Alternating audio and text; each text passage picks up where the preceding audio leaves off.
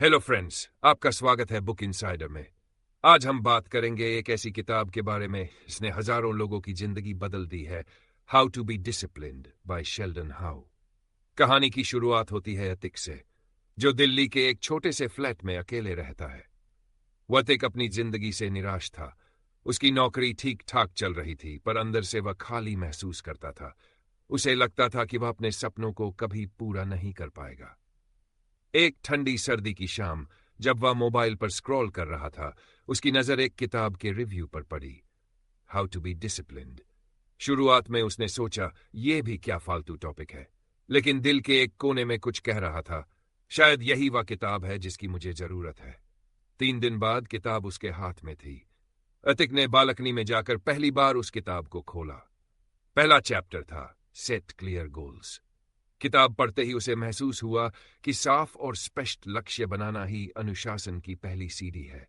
उसने सोचा, उसने सपने तो बड़े देखे थे, लेकिन कभी उन्हें लिखकर योजना नहीं बनाई थी।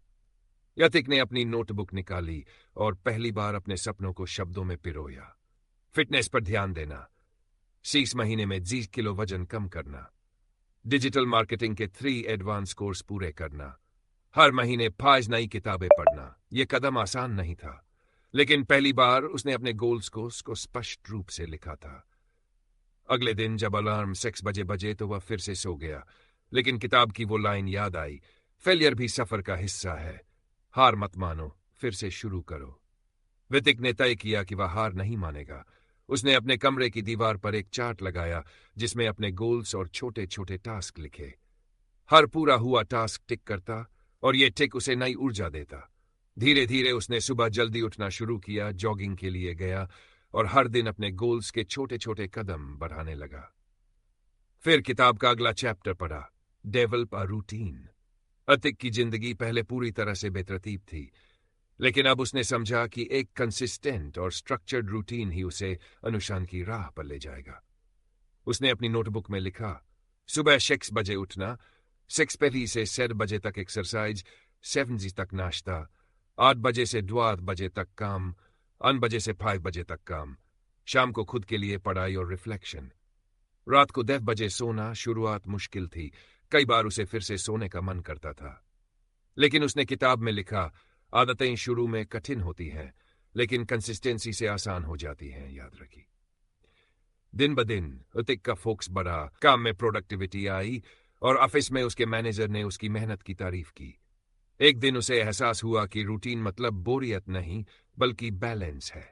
उसने अपने शेड्यूल में फ्री टाइम भी रखा, परिवार और दोस्तों के लिए वक्त निकाला। फिर आया तीसरा लेसन, एम्ब्रेस सेल्फ कंट्रोल। किताब ने उसे सिखाया कि सेल्फ कंट्रोल बिना अनुशासन नहीं बनता। शॉर्ट टर्म प्लेजर जैसे सोशल मीडिया स्क्रॉल करना को छोड़कर लॉन्ग टर्म गोल्स पर ध्यान देना ही सही राह है।